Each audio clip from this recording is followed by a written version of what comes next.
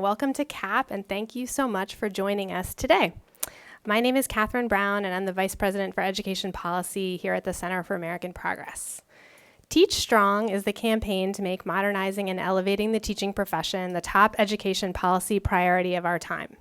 The TeachStrong Coalition is comprised of a diverse set of over 65 influential education organizations.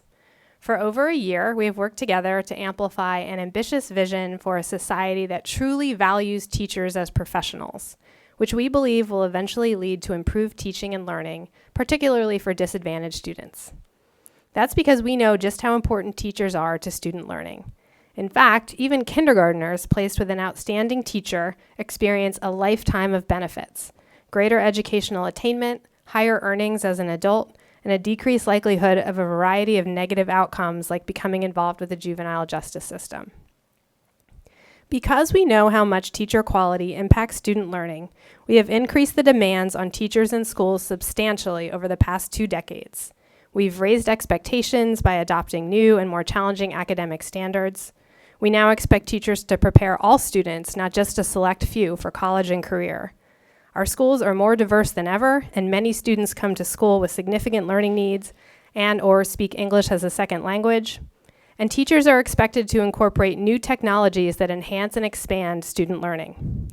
But as a nation, we have not yet made a concerted effort to change the teaching profession to meet these heightened demands. As a result, we have a workforce that is expected to meet 21st century demands while working within antiquated systems that do not adequately protect them. Fortunately, some states and districts have made progress in elevating their teacher pipelines, providing models for others to do the same. And as more state and local leaders either begin or scale up this important work, the TeachStrong Coalition wants to help support and amplify these efforts. Since we launched the TeachStrong campaign in November of 2015, we have published several policy papers covering recruitment, preparation, licensure, residency, induction, professional learning, and career pathways. Our TeachStrong ambassadors, educators from 28 states and DC, informed the content and recommendations of those proposals and are using them to advocate for changes at the state and local level. We also publish guidance for state leaders to assist them in leveraging the Every Student Succeeds Act to modernize and elevate the teaching profession. These policy papers can be found on teachstrong.org under Solutions. I had to plug our website, which is fabulous. In addition to these publications, we have also held numerous events around the country, including in North Carolina, Colorado, Virginia, and Nevada, to highlight how states and districts are leading the way to make the TeachStrong vision a reality. Unfortunately, now President Trump and the Secretary of Education, Betsy DeVos, threaten to undermine this vision. In his 2018 skinny budget, Trump proposed completely eliminating the Supporting Effective Instruction Grant Program, which provides $2.4 billion of federal funding to districts to support and pay their teacher workforce and ensure equitable access to high-quality teachers and principals. This cut translates to 40,000 average teacher salaries. By proposing to zero out this program, Trump and DeVos sent a clear signal to our nation's teachers, parents, and students that ensuring all students receive an excellent education from well-supported, well-trained, and well-compensated teachers is not a priority. The administration proposed to slash 13% of the Department of Education's overall budget while infusing $1.4 billion of new money into school choice programs, including private school vouchers. This demonstrates that the Trump administration prioritizes voucher schemes over investing in great public schools and teachers. The administration's budget threatens to destabilize the public school system and harm vulnerable students while redirecting funds to private schools. In light of this, it is now up to state and district leaders, teacher preparation programs, and educators themselves to ensure that we are working towards a modernized and elevated profession that treats teachers like the professionals we know they are. They, along with leaders in Congress, will forge the path forward. One of those champions is Representative Susan Davis, who represents California's 53rd Congressional District in the United States House of Representatives. In addition to her state legislative experience, Representative Davis served for 9 years as a member of the San Diego Unified Board of Education. As a senior member of the House Education and Workforce Committee, she has played a key role in reforming schools. And now she's focusing on supporting teachers and improving teacher quality because she believes that nothing is more important to a child's education than an inspiring teacher. Last fall, along with Ranking Member Bobby Scott and 10 other committee members, Representative District Davis introduced the Innovations to Recruit and Retain Excellent Teachers Act, legislation that would elevate the teaching profession through systemic innovations in teacher recruitment and retention to ensure that all students, especially those from low-income families, are taught by excellent, well-prepared, and well-supported teachers. Unfortunately, we just received word that Congresswoman Davis has been caught in a hearing that is running over on time and that she's chairing, and she won't be able to join us today. But we are excited to proceed with our panel and hope that you will look out for this legislation, which she has said that she plans to reintroduce soon. So now I would like to introduce 4 dynamic education leaders and policy experts who can talk about how states, districts, and colleges of education are forging the path towards a modernized and elevated teaching profession. So with us today, we have Alice Kane, my former boss, and the Executive Vice President of Policy and Partnerships at Teach Plus, and a former Senior Policy Advisor to Congressman George Miller on the Education and Workforce Committee for a long time. We have Cheryl Holcomb McCoy, the Dean of American University's School of Education. We have Melody Shop, the South Dakota Secretary of Education and the President of the Board of Directors for the Council of Chief State School Officers. And we have Tanya Holmes Sutton, the Director of the Network to Transform Teaching in Clark County, Nevada, and a National Board Certified Teacher and Board Member. And our moderator, Diane Smiley, is the Assistant Director of Educational Issues at the American Federation of Teachers, and she is going to lead our esteemed guests in a discussion for about 40 minutes, and then we'll have time for your questions at the end. So I'd like to invite the panelists up on the stage. Thank you so much.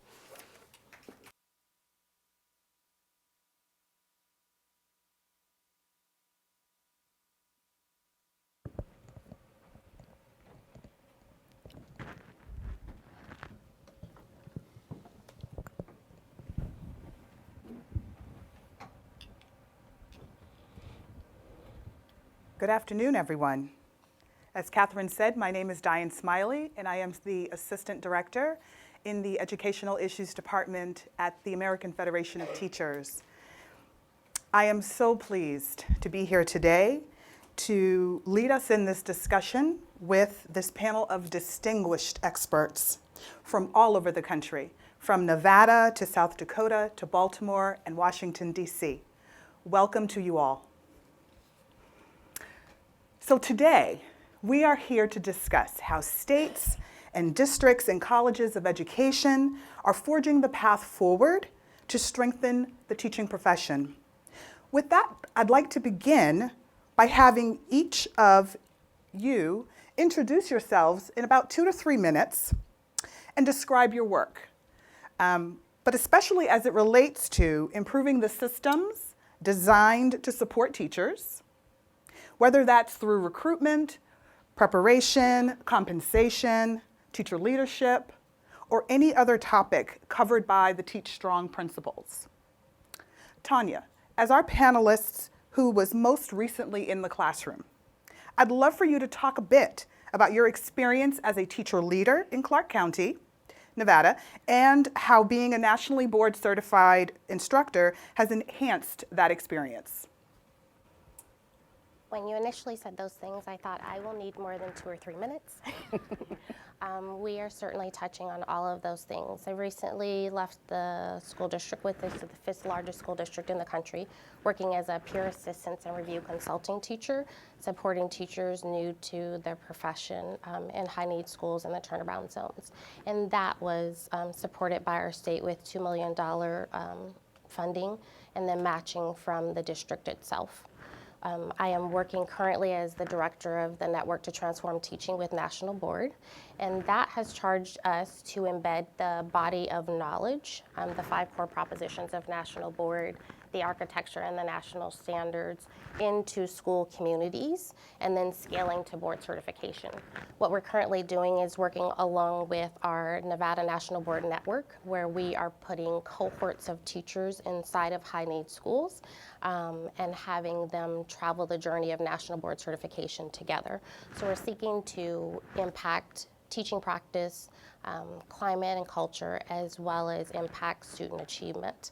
And doing that by helping to support them through funding to cover the components that they are engaging with, and then also supporting them through collaborative reflection and analysis of that work.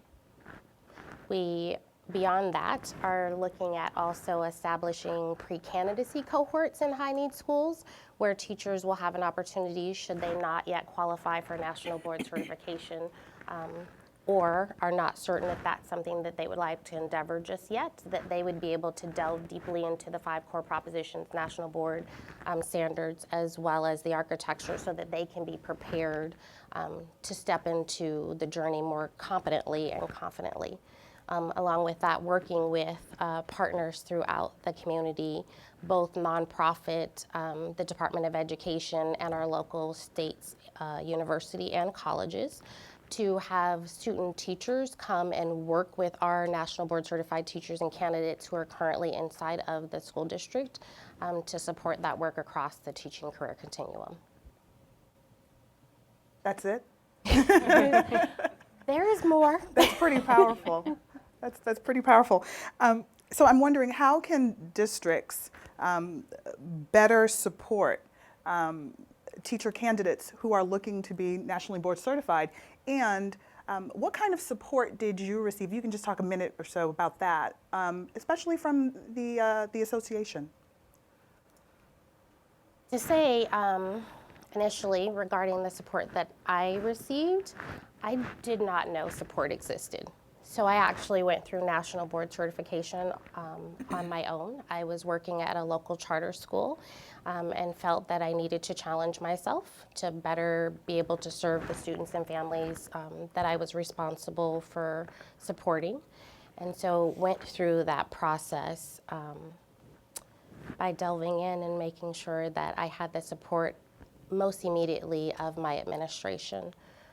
But CCA, the local association with which we're affiliated and is working with National Board, is ensuring that those cohorts and that National Board certified teachers are available to be able to support teachers going through that process. We have received and advocated for funding from the state through grant monies that have given us within the last 2 years about $700,000 to support candidates. That we've seen a growth in the alignment that we've been intentional about. We have ensured that the Nevada Educator Performance Framework, which is our evaluative tool, is built upon the 5 core propositions of National Board, and then the local professional growth plan that has recently been put in place within the school district facilitates compensation and recognition for those who go through the process. So the $700,000 is helping to support the component costs of going through. We initially last year had about 121 teachers going through. We've seen a 400% increase, and just in Clark County alone, we have about 600 candidates who are pursuing certification this year. Absolutely fantastic. Thank you so much, Tanya. Cheryl, I have a question for you. So a teacher's career often begins with teacher preparation. And that sort of experience that they get. So how do you think colleges of education can better prepare educators and groom them to eventually become teacher leaders like Tanya? We could just replicate Tanya. Why don't we just Well, clone we could her? do that. Right, we could do that, right? So I'm Cheryl Holcomb-McCoy, just to introduce myself. I am the new dean of the School of Education at American University, so I'm 9 months in this job, and so it's pretty exciting. Just as a little background about myself, because I think my background probably does color my perspectives and how I see my School of Education moving forward. I was the former Vice Dean of Academic Affairs at Johns Hopkins University, and while I was at Johns Hopkins, I was also department chair of a counseling program. My area of expertise as far as scholarship is really around school counseling, school-based counseling, and college and career readiness, and multicultural, culturally responsive counseling. And I've had a long career of training teachers and counselors to do this kind of work. I'm a former kindergarten teacher, and also I'm an elementary ed person at heart. And also I've been a school counselor, and I've worked with several TRIO programs. So, you know, all of that just really says a lot about how I see the education landscape. And it's schools and colleges of education have been rightly criticized to a certain degree about maybe not wanting to take ownership of the beginning of this pipeline of teachers and creating other teacher leaders. The way that I see colleges and schools of education is that we are often on the front line of determining whether or not students decide upon a career in education. And so I take that very seriously. At American University, which was a unique position for me to take because it's a very small school of education, as of now we are embedded in the College of Arts and Sciences, which to some might be a challenge. It can be at times, but I see it as an opportunity because we're closer than normal to our arts and sciences peers who often are the content experts when it comes to helping teachers know their area of expertise for secondary teachers. So we have a unique place in the College of Arts and Sciences. We're small, so we're not well baked. And what I mean is that larger schools and colleges of education who are often their mission is really to provide the research that's driving education decisions, which is something that we also tend to do. We're smaller and we're more nimble. And so it provided a wonderful place to work to really restructure teacher education. And so our goal at American University is really to revisit and reimagine teacher education and the preparation of teachers and teacher leaders. We have 4 distinct areas, what we call academic areas of emphasis. We have teacher preparation at the undergraduate level and at the graduate level, an MAT program. We also have a program in special education, a Master's of Arts in Special Education, and an undergraduate program in special education.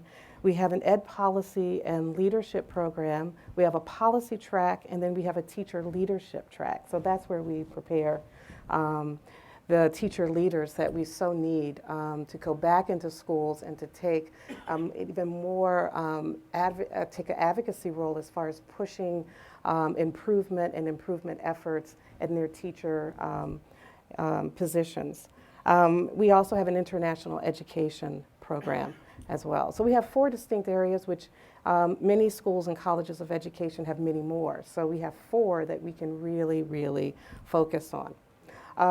At this time, we have some really big lifts. We are looking at increasing teacher diversity among our our teachers at the undergraduate level, our pre-service teachers at the undergraduate level.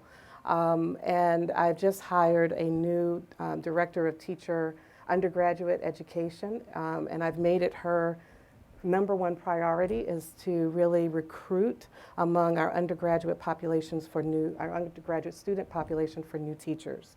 If you don't know much about American University, we have a very activist-oriented student body, and many of our students go on to Teach for America. Actually, Teach for America is our largest employer post-graduation. And so don't tell the Teach for America people in the audience, but we want to disrupt that and we want them to come to us at the undergraduate level.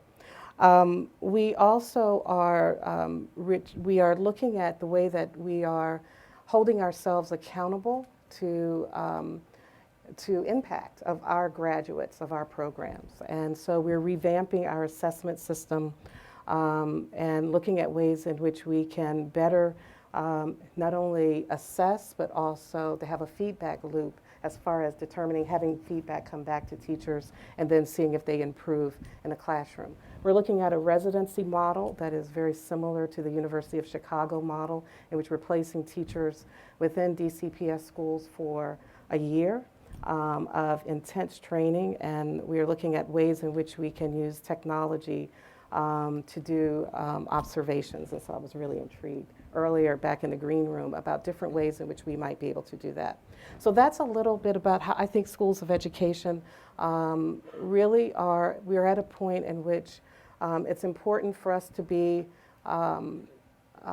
not afraid to look at our jobs and our place on university campuses differently, to think out of the box and ways in which we can reach out to our districts and our district partners to create programs that are aligned with what the unique needs of our community partners are. So I'm going to stop there. I have so much more to say, but I'll stop there. I'm sure. And I must apologize. I was so eager to start the conversation that I said you would introduce yourselves, and then I skipped right over it because I said, jumped right into my questions. And so forgive my error. And I want to allow, so I'll come back with a follow-up question to you. Okay. But I would like to allow Melody and Alice to be able to say your few minutes about where you're from and the work that you're doing, and then we'll re-engage in more of a discussion. All right? Thank you for indulging. Which would you like for us Melody, to start? how about you start with us? Well, thanks for being here today. I'm Melody Shop, and I'm the Secretary of Education at the Department of Education in South Dakota. And my role is I'm appointed by my governor, serve in his cabinet in the capacity that many of your other chiefs in your state are currently engaged. This is a topic that is just near and dear to me. I'm really passionate about for a number of different reasons. As stated earlier, I've been elected as the president of the Chief State School Officers, the CCSSO organization. And as in that role, we are allowed to choose a platform of what we would like to engage in over the year. And mine is all on elevating the teaching profession, because this is an opportunity for us as state leads to really have a voice in moving forward an agenda. And this is something I'm very passionate about. So my background, again, taught for 23 years in a tiny, tiny little school, came to the Department of Education and had a number of different roles throughout the years. And I think the reason that this has been, and in my current role, I've been as the Secretary of Education for 6.5 years in the state. I was sharing with a number of different organizations this morning that I have been lobbied for hundreds and hundreds and hundreds of bills and initiatives within my state. And in particular, I think when ESSA came out and we were all really excited, and not that we're not excited about it, but passionate about that, it really has just become even more evident to me that unless we have a great teacher in every single classroom, all those policies, all those bills, all those initiatives that I've done over the last 45 some years of my career, it just really doesn't make a difference. And that's why this issue is so critical to me, in that we at our level, as state leads in my role, can support that. So we've had an opportunity in the last few years that I've been in my current position. Last year, I think, was a kind of an earmark year for the state of South Dakota. We were 51st in the nation for teacher pay, and that's definitely nothing to be proud of. And with a lot of collaboration and leadership from a very conservative Republican governor and legislature, we were able to pass a tax increase that is dedicated to teacher pay. So I think compensation is one component of it, but the other piece is that, I reminded of as we're sitting here today, along with that our companion legislation that really to support that whole continuum, because money only fixes one thing.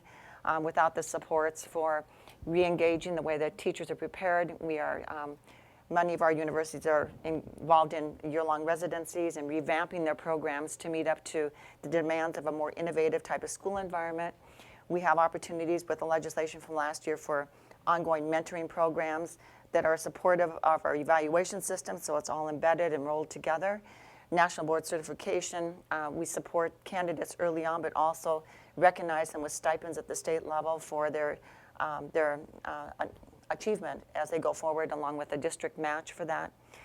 We have also really been looking forward as far as what we can do to build those state leaders, and this just last week passed really big, significant package of certification rules that revamped our the way in which we're inviting teachers in the state, the way in which we are supporting them, and also looking at career ladders for them going forward, which was a really important piece in involving that next part.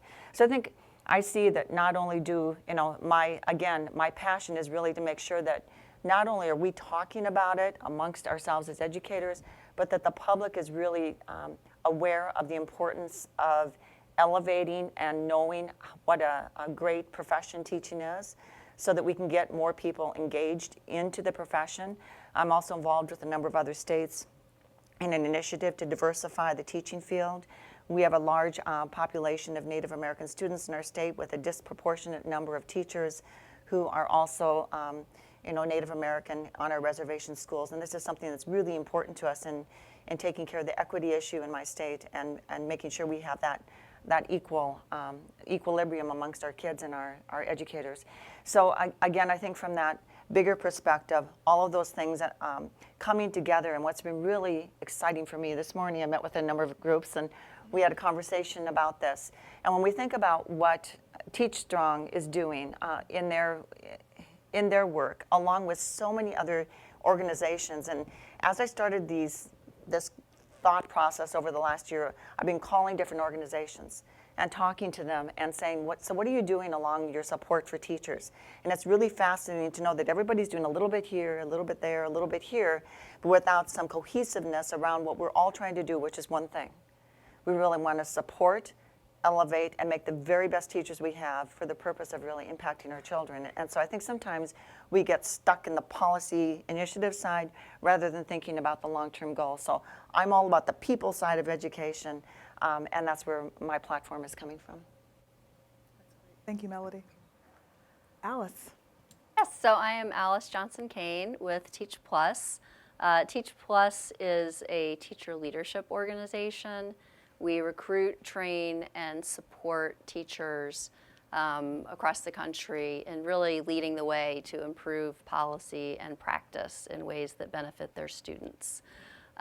We started working in urban areas, large city districts, and have really grown out, are now working across a number of states and also in some rural areas. But all of our teachers are high performing in the classroom, often very high performing.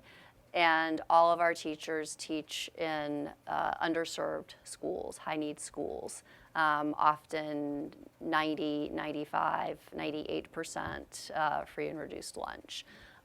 So we feel like that's a very important set of teachers for policymakers to hear from. They are united in their passion for equity and improving the present and future for the kids in their classrooms. And so we try to help them sort of translate that passion and that desire into concrete advocacy actions that get results for kids. One of the main ways we do that is through our policy fellowship program, which I liken to sort of a graduate level course in education research, policy, advocacy. It's a lot about knowledge building. It's also a lot about skill building. And a learning curve for the teachers, but really preparing them to get out there and work together for the changes that they think are needed in their community. We do work at the district level. We've done a lot more over the past couple years at the state level. And we also jump in at the federal level when circumstances call for it, including things like the ESSA reauthorization, and certainly right now on things like the budget and changes in the regulatory process. So I'm happy to talk more. Absolutely, and actually I will stay with you for my follow-up question to this. To tell us a little bit about how Teach Plus trains your teacher leaders to engage in public policy. So the way we approach that, just like any of us in the policy space trying to walk into 8th grade classroom and teach an amazing lesson that reaches all the students where they are and takes them where they need to go, we couldn't do that, right? I know I couldn't. I think it's also to expect a teacher who's immersed in that world to put them in a policy space and sort of automatically know what to say, how to say it. You know, it's setting them up for failure, right? So what we try to do is very strategically set them up for success and help familiarize them with the language of policy. And we do a lot of background reading. Have teachers read education research and really familiarize themselves with what's out there. and connect what they know from their firsthand experience to what's happening around the country and around the world. We have a series of advocacy, research policy advocacy modules. Some of them are really about knowledge building. Right now, we have a new ESSA module that goes over, okay, what does ESSA do, and what did the regs say, and what does this mean? What's the implementation process? But there's also skill building, how to write an op-ed, how to tell your story to a policymaker. We also, one of the really fun things we do is bring in leaders in their community, sort of across the political spectrum, across the ideological spectrum, but bring in the folks who are really making the decisions and let the teachers hear from them directly. Let them ask questions and form their own conclusions. And then we also do sort of at the staff level a landscape analysis of where the opportunities are in the policy space. In a state that's just cut the budget, we're not going to have teachers waste their time and go out and advocate for some expensive new program. So there's a little bit of a sort of upfront. Here's what's coming down the pike. Here are some places where you could potentially weigh in, and then the teachers. Usually, it's about 30 teachers in a given cohort.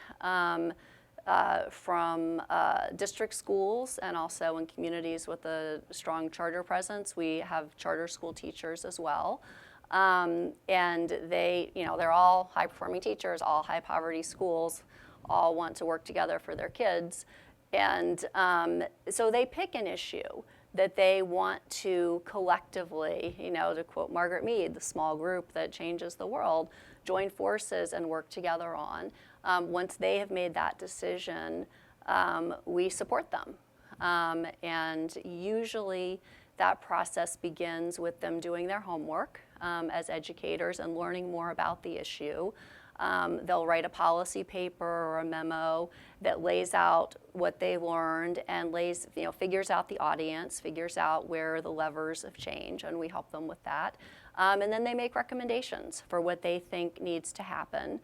And we connect them with policymakers. They'll testify, write op-eds, conduct meetings, and sort of all the steps that we all in the advocacy space know, and have gotten some really good results along the way. Again, with the lens always being what is the best thing to happen for the kids in their classrooms. Well, that's really critically important, Alice. It's exciting to hear of so much engagement around policy for teachers. Teacher agency is not typically something that is often spoken about in any real meaningful way. We tend to throw ideas out, and we tend to engage in conversations that really don't allow for teachers to also engage in those spaces. So it's exciting to hear that your organization is creating a platform for teachers to engage in a real meaningful way and to hopefully see their impact, perhaps not today, not tomorrow, but down the road in terms of policy influence. So that's wonderful. Melody, I'm going to return to you. And you've told us a little bit about the priorities in South Dakota and particularly what's important to you. I would love if you would flesh that out a little bit more by telling us what have been some of your biggest challenges, some of the greatest successes that you've experienced in South Dakota. So I think the challenges are always around, we get stuck on the idea of the funding issue. So the first year in which I came into the role, we cut our budget like many states did about 6-7 years ago, and cut our budget and cut education by 10% across the board, which of course was very difficult for school districts to manage and to navigate. And I think as we're having this conversation moving forward about the concerns we have at the federal level for budget cuts, that sometimes I think what's more important, what I've realized, is we need to have a really strong framework that supports all of our work so that that work is ongoing regardless. So one of the challenges has always been around the funding, but I think the bigger thing the more that I'm talking with and to teachers and teacher organizations in this space that we're talking about is to make sure that the teacher voice has been heard. And so one of the challenges I know that we had in our state was when all of the federal initiatives came out a few years ago that required that we create evaluation systems, for instance.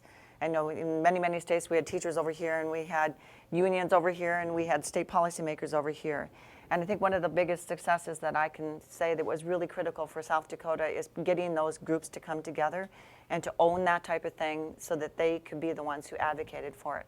Example, when we had the teacher evaluation system that many of your states were required to do by federal law, our teachers union sat down at the table with the Department of Education, created that system, and they are the ones who are advocating for it every single day and do not want that system to change. In fact, when it was challenged by the U.S. Department of Education, they were the ones that came to the table and said, no, this is what's important to us. The same thing is when we did this education policy last year and advocated for more teacher pay and were able to get significant raises across our state. It took every educational organization.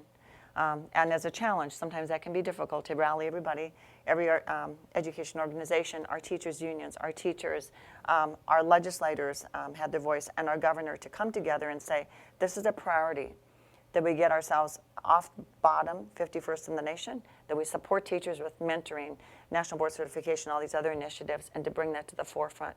So building those relationships and making sure that the educators have their voice heard. We have in our state, we have a commission on teaching and learning, which is made up of members of both our unions as well as teachers across the state. They serve as advisory for me. We meet regularly. We had them as part of our ESSA work groups across the state. We also have an advisory council that I have a professional learning community with, and they are made up of our teachers of the year, our national board certified teachers, our mentoring individuals that serve as the voice for me to be able to make sure that any policy we're implementing at the state level is understood at how it's affecting those teachers in the classroom on a day-to-day basis. So I think just really making sure that their voices are heard. I can tell you time after time how many times we do things to the field rather than bringing them along and asking for their advice. And so I think it's been important to me that as I do that in my own state, that I can be the voice for other of my counterparts across the country to say we need to make sure that we are including the teacher voice at the table in everything that we do. That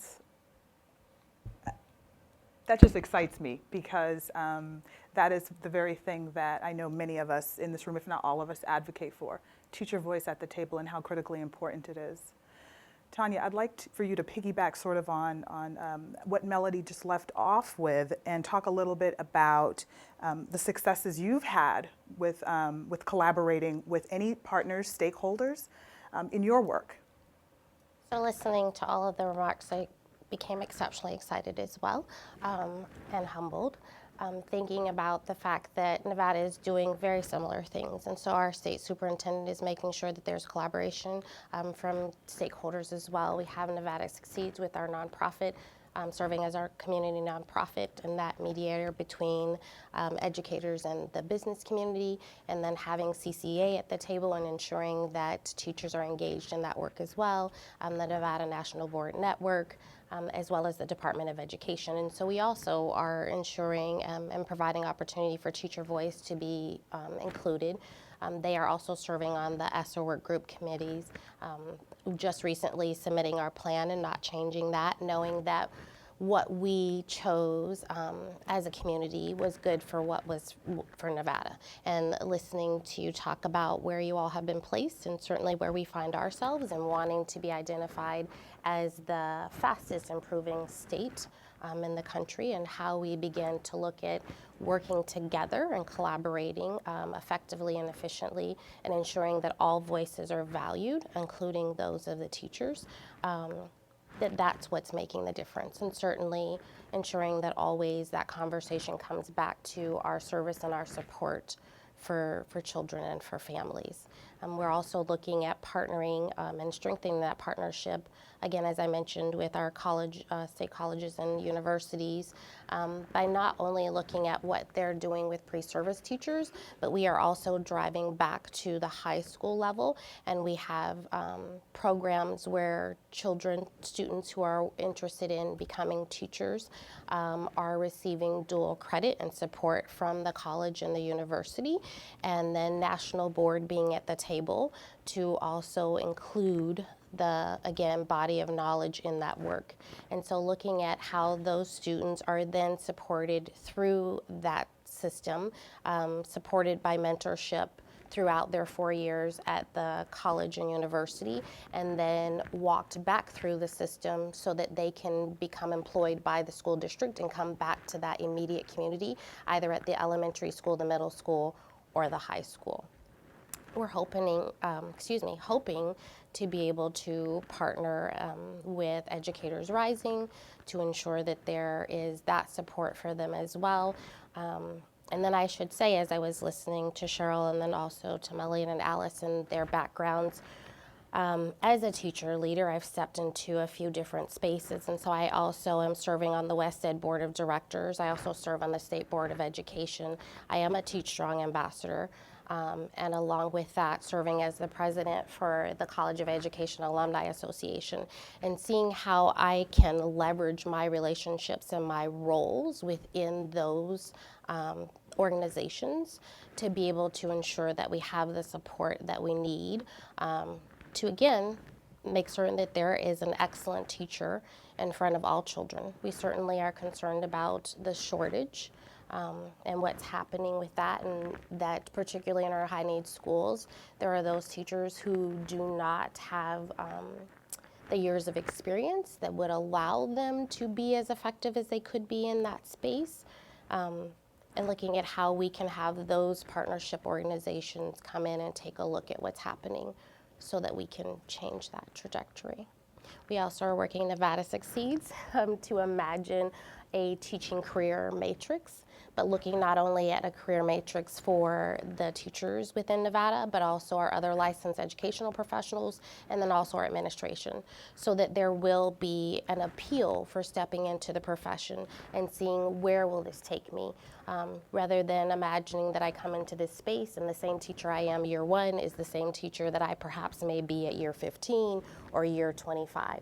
And so how can I become a leader in this space, and how do we encourage and empower teachers to see themselves as leaders in this space? That's great. I feel like you've cited some really great examples for how partnerships and collaboration really can work in any environment, really. And so lots of great examples that I'm certainly going to walk away with, and will perhaps be in touch with you again after this session. So Cheryl, I'd like to move over to you and just ask you a little bit about collaboration as well, and just tell me how collaboration plays out successfully in educating and preparing teacher candidates. What does that look like in your space? So yeah, well, it has many different forms. I think it's really important for universities to outreach to other groups, particularly school districts. And I think that's been, for many schools and colleges of education deans, it's a challenge often because of the university's, the challenges of the university, and then also, aligning ourselves with district and state and federal policies. My dream would be if all of those things could be aligned and we're talking the same language, and often we don't. And I think that's, sometimes it's just the language that we're using to describe our work. What we have tried to do, just tomorrow we have an advisory board, our first advisory board meeting, in which we are inclusive of teachers, district leaders, community network of teachers, Teach for America, TNTP. We have representatives from the teachers union on our advisory board, and we're really trying to convene a good group for us to to listen to, so that we can align our curriculum with what the needs are of the district and our district partners.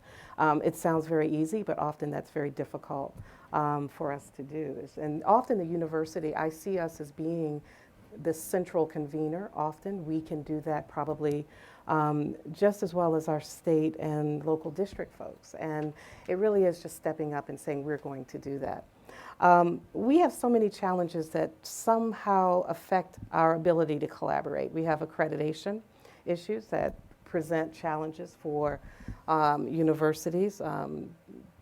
Education accreditation, schools of education are accredited by CAPE and CATE. And often those regulations, being compliant, it's often just distracting for our faculty. And when I say distracting, it takes us away from doing the outreach that we should be doing. And so that's a number one challenge, but it does affect collaboration. There's also, as we look at reaching out to diverse groups of students, and we're looking at recruitment in a very intentional way, one of the challenges for us is affordability and accessibility. So teachers, we have interested folks who are interested in teaching, but then our tuition is mighty high, and so it creates a challenge. For us, collaboration is, I see this as collaboration could be the answer to that question, collaborating with foundations and other support systems that could help with tuition support, collaborating with groups that could possibly create scholarships so that we can offer scholarships to teachers from diverse backgrounds. So that is an area of collaboration that we're really looking to bring, funding sources that can help with tuition support so that we have more diverse teachers that have accessibility and that can afford to come back to school for either an MAT degree. Collaboration on the university campus is also an important piece. So collaborating with our peers and other units and arts and sciences. We have many faculty on our campus that are interested in education, and I've just recently convened a K-12 group on campus for faculty from across the university who are interested in education outcomes and to bring them together, even outside of the college. So collaboration is key, but as I said, there are many distractions, and so I see my job as the dean is to try to take away those distractions in ways that will be helpful so that our faculty can actually engage. Collaboration, one more point, and those of you that are faculty probably understand this. We have a tenure and promotion process that is probably the largest distractor from doing some of this work, and so we're working, and we have succeeded in just 9 months in including a service outreach, community outreach for our faculty. So the more they're engaged with our local schools, they get points for that in the tenure and promotion process. And so so collaborating with the community, I see, is something that our faculty really want to do, but it really is eliminating the distractors and those barriers to doing that kind of work. So I'll stop there. I'm really intrigued by the notion of your advisory board being a space for lots of stakeholders to come together, and sounds like a really unique opportunity. Sounds great. So let's pivot a bit, and this question is for anyone on the panel who would like to respond. So tell me, why do you think states and districts are best poised to improve the teaching profession? Well, I'm going to jump in from the state level. I believe that as a leadership organization for the state, there's a number of things that we can inform, and it comes out in the area of policy. But we also have that opportunity to make sure that we are using all of these other entities and those collaborative types of things that sometimes will happen in isolation. So, example, I think at the state level, we meet with our deans of education monthly, and I make sure that we have a Department of Education individual there for both our public and private universities, so that anything that we are doing or that they're doing, that we can make sure that we're aligning our initiatives. At the regent level, we have management team level meetings so that our work from the K-12 system on through is informed. Example, when the new standards came out, the rigorous standards, it was absolutely critical that our faculty at our university campuses were on board and understood what our expectations were and vice versa, so that we knew what they were expecting when kids get there, because remediation is a huge issue across all states. And so we're working collaboratively to make sure that whatever remediation efforts they're expecting, we have moved those into the high schools. That's just one example of how our faculty and their faculty and the department, and then we have initiatives to support that through either financial or other sorts of things that I can take then to the governor's office and say, this is a priority, how can we make this happen? So along those spaces of how we can, at the state level, we can lead those conversations and make sure it happens. Again, in the teacher pipeline issue, if we're looking to diversify the teaching pipeline, that's going to happen with some leadership at the state level to really zero in and say, this is a priority in our state, what are we going to do? Example, as a result of some of those conversations, we have two things that we've come out with. One is to make sure that we are using scholarships to support and attract teachers in our hardest to fill content areas. But that's one. But the second one that speaks to the diversity thing, as a result of the data that we collected, we have created a paraprofessional program on our reservations, so that it's like a grow your own program, which you hear of in some places. But if we have a diversity issue, we need to address that and put something behind it at the state level to make sure that happens. So I really feel that in this whole conversation around the teacher pieces and making sure that we have that continuity across the board, that leadership there can really be critical if we're going to pull all the partners together and make sure that they're working in concert. And I do feel that strong leadership at a department level, our Department of Education level, with support, which I'm very fortunate in my state with a really strong principled governor who really supports this in his way, can really make things happen. And that can be in the form of whether it's funding initiatives, but it starts with the people first, then goes to the policy level rather than the policy level, and then we got to think about the teachers, which is sometimes the way that things have typically been done. So I feel like I'm in a unique role in making that opportunity happen. Thank you.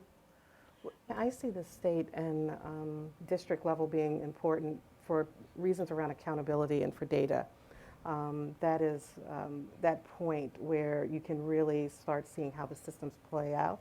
And there's power in the data and the numbers that can come from the state or the local level that will speak to the teachers and the community, I think, in a way that if it came from any other place, it would not have the same power. I would Others like to weigh agree. in? I certainly would agree with that, and saying that the purview that the state and district have and how they can bring those teachers to the table and bring those other partners to the table, because they are the ones who are doing the asking, that they're positioned to be able to ensure that there is that collaboration that takes place, and that they are engaged in seeking input prior to enacting regulations or policy.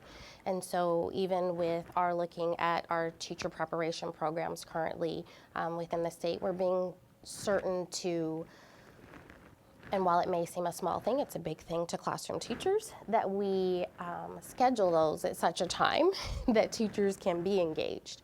Because often that is perhaps the first thing that's scheduled or the last thing that's thought about, and so you're having a meeting from 9 to 11 at the Department of Education or from 1 to 3, and teachers aren't able to be in that space. So those who are now orchestrating that, and there are a lot of educators who have previously been in the classroom working at the Department of Education, and also now who have recently been elected in our state. They are ensuring that we take a look at those things. So now meetings are at 3:30 to 5:30 or 4 to 6, which certainly has its own challenges when you have teachers who have had a long day and are rushing home to be with families or needing to be with families. But we're trying to make certain that we're attentive to that, and that we're looking at the fact that we are positioned to be able to make those choices and provide those opportunities. The only That's thing great. I would add Yes. is, from the policy lens, the moment right now, the importance of what's happening in states in terms of the decisions that are being made around ESSA implementation, really between now and September, when the state plans all have to be approved and submitted. If you think about the time frame between the last reauthorizations, it was 2001 to 2015. That's 14 years. Now, Congress was supposed to do it before that, but I'm not sure any of us think Congress is getting more functional right now. So it could be another 14 years that the decisions being made over the next 6 months play out. That's an entire lifespan for a child from going through the K-12 system. So there's a window of opportunity for policymakers that we're going to be feeling the effects of, for a very long time. And that has certainly been a concern for us, which is why even though regulation's done away with, our plan is intended to be submitted at the end of this week. And we stayed with what we thought was best for Nevada. What works as we are looking at the future for our children, our families, the adults in the system, looking across to the trajectory and being able to determine how we best position ourselves for that. Well, I think that's why it's incumbent upon us to make sure that the urgency is known and felt. Because you're absolutely right, Alice. 14 years means that, there are lots of children, millions of children who would have gone through an entire system without any real support, or any real understanding of the system in which they're coming from, right? So, and the teachers and the principals and the administrators and district personnel, all the folks who have to work with so much uncertainty and ever-changing climates, it's not fair to them as well, the students or those folks. So I'm wondering, because each of you have touched upon diversifying the workforce, the teaching workforce, in a small way. And so I'd like to, potentially this could be our last question, depending upon how long you take to respond. But I am curious about how do you see the role, and so maybe Cheryl, we'll start with you and then let others weigh in, but what do you see as the role of schools of education with diversifying the teaching workforce, and the role in terms of collaborating with states and districts? I know you touched upon it a bit, but if you could dive a little deeper, that would be great. Yeah, I think and thank you for asking that question. I think incentivizing one's, progression into teaching. So let me back up. We've talked to many students on campus at American about entering into the teaching profession. And I've been struck by the lack of knowledge of the profession, so there's a knowledge gap among students, particularly Black students on campus, about the salary and the perks of teaching. Wanting to give back, there's a real interest, but lacking the knowledge about the actual career.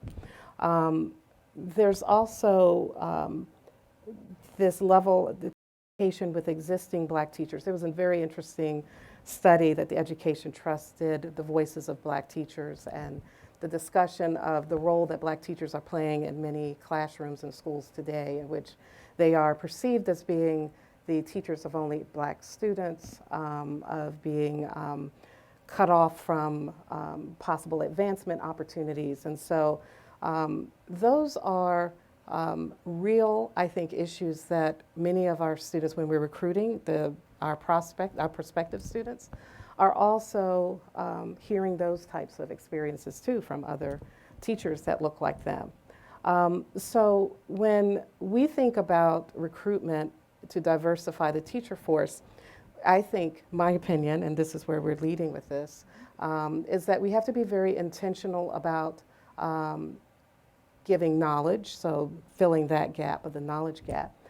Thinking about incentives that students will think about down the road. What is the incentive?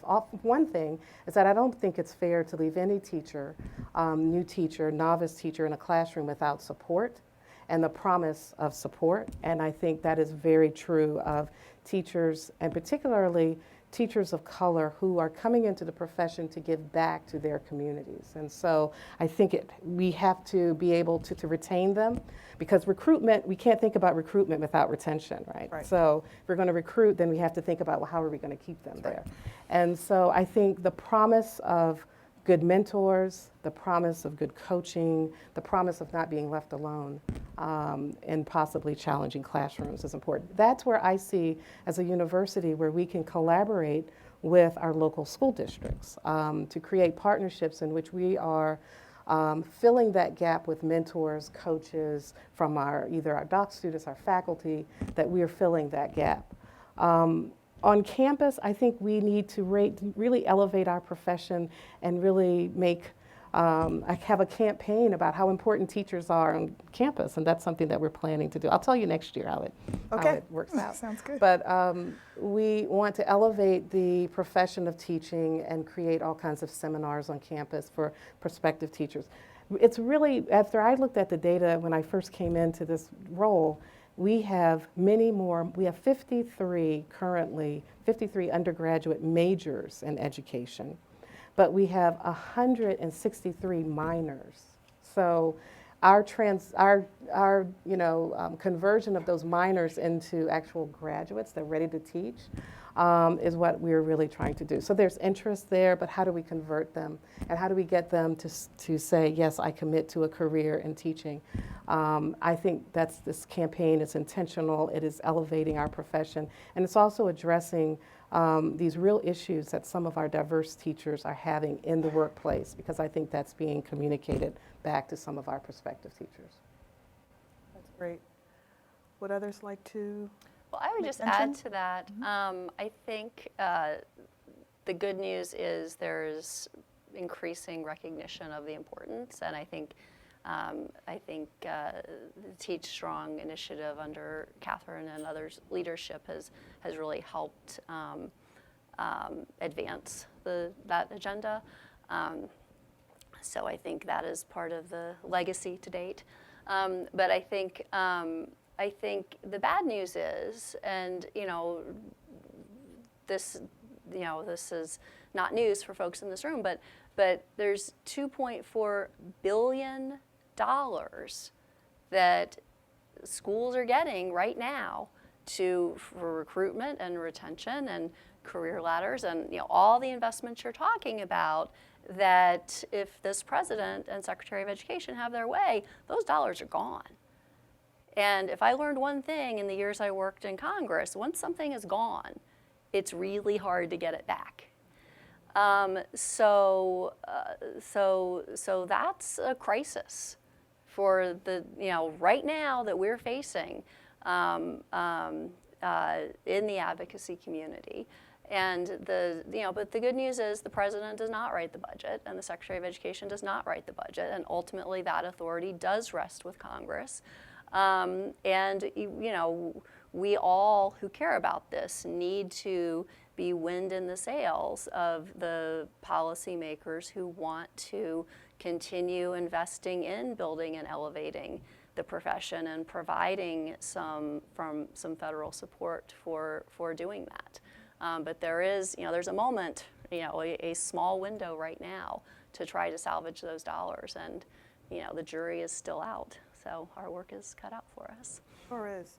So I want to give the audience an opportunity to engage in this discussion, but I just want to go back to something you just said, Allison, ask you, or any one of the panelists really, to speak just a little bit more for just a short while on this $2.4 billion deficit that we're likely to experience, and talk a little bit about how you expect leaders to respond and then compensate for that funding. Well, and first of all, the 2.4 is just Title II. When you look at the larger budget, it's clarified, significantly more than that. Yeah, absolutely. But the educators I'm talking to are certainly not happy about it.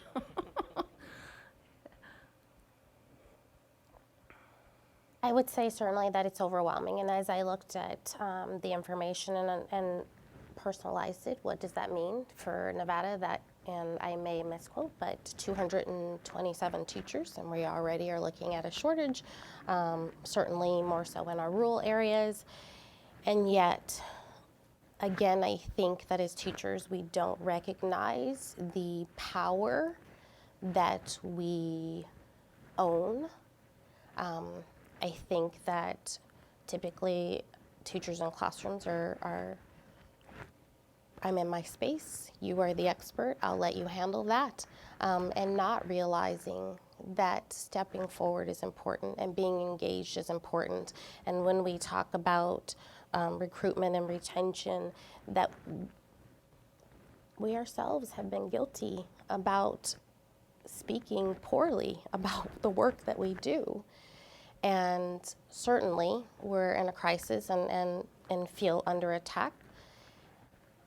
And yet, as a teacher and a teacher leader, I realize that I have a responsibility to own my profession and to speak power to it and to speak positively about it if I have any choice to bring someone else with me to continue to serve and support in the manner in which we do.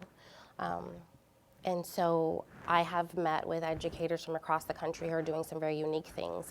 One of them that I just wanted to throw out very briefly was having been at a previous TeachStrong event when we were at the state convening, and there was a teacher leader from Arkansas, and he was talking about how his son was being recruited to play football.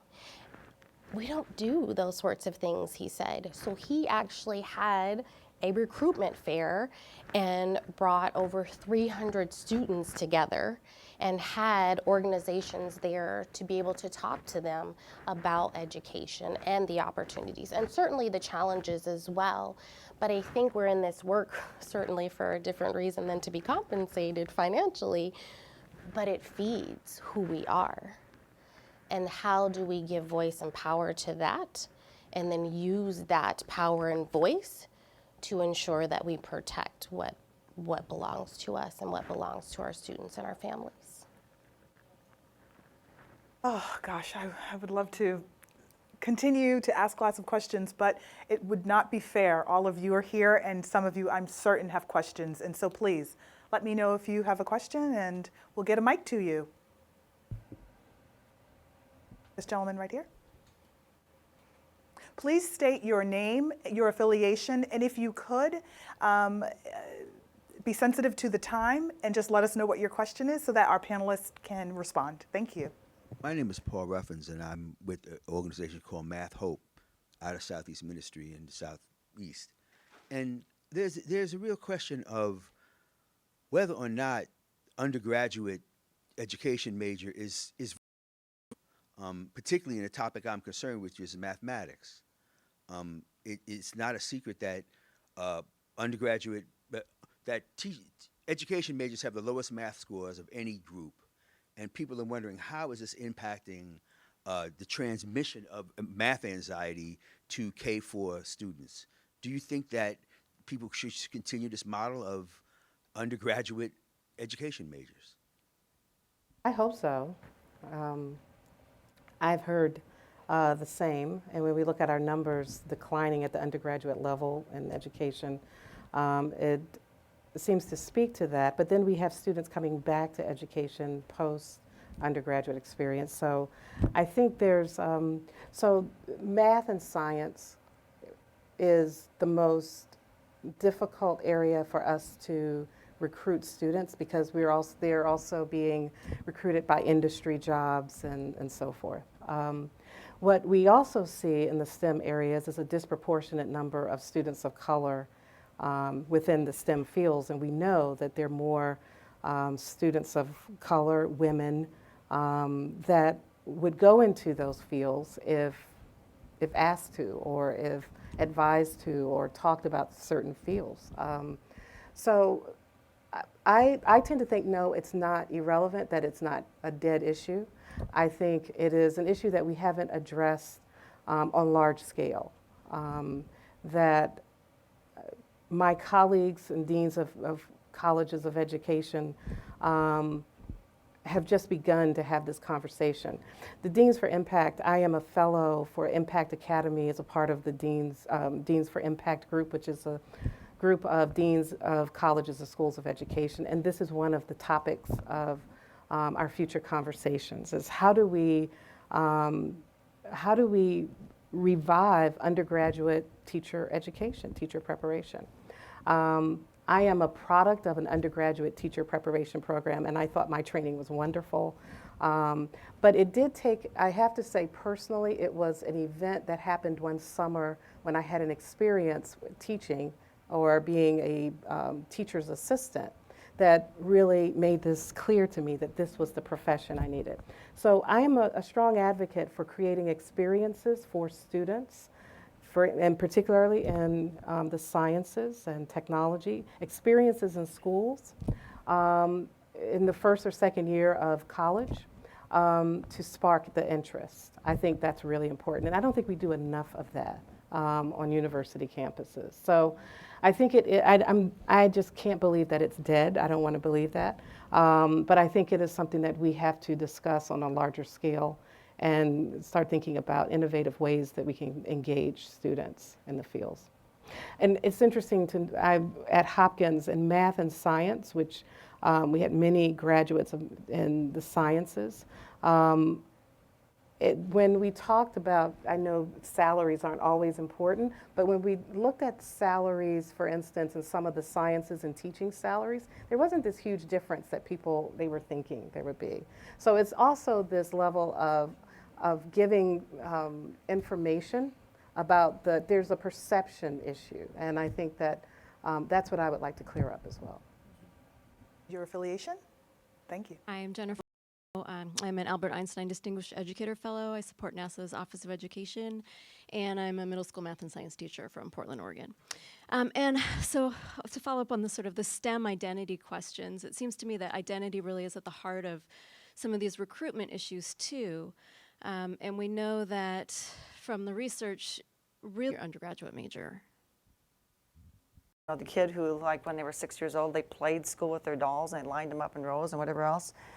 And I think that sometimes when we talk about even the undergraduate, I was thinking about this as you were stating this, that we need to think about recruiting the kind of kid who really was the one that I probably taught for many years, that was in the back of the room going, get me out of this place because I am so bored. And so when we're thinking about the type of kid who you're talking about, particularly in the math and sciences, you know, the kid who is just really interested and engaged in that sort of thing, sometimes we're always looking for that really kind of nerdy class, whatever, to become the teacher. We need some of those kids who are just, you know, we need to think differently about our recruitment efforts, number one. We need to really look at ways in which that engagement and the way in which career and technical education can really expose children at a much younger age, because sometimes I think that teachers who are elementary teachers, which I was in that world for a long time, always thought they weren't good at math and science, which is not necessarily true. I go to, sometimes when I speak at events, they'll say, I want you to raise your hand if you weren't good in math, and all these hands will go up, and I don't believe that's true. I believe that I think we as educators did not teach the way that we should have, you know, I think we don't say, were you good at reading? You know, might not enjoy reading, but we just have to really help people to look at how they teach math and science differently. I think we're getting there. I think the new standards have engaged that, but nobody's bad at math, but elementary teachers don't have that confidence to do that. So really helping them to better understand that, and then really be more thoughtful about getting kids excited about that at age with that confidence behind it. So I think it's just this whole system and the way that we have promoted math and science and taught it to our kids with, you know, death by worksheets or whatever it was in the olden days, that I was as guilty as anybody, rather than engaging in math. It might create a different sort of group of individuals who might look at teaching as being a really exciting opportunity. Just think that it's a different vision for how we've typically thought of the classic schoolhouse mentality.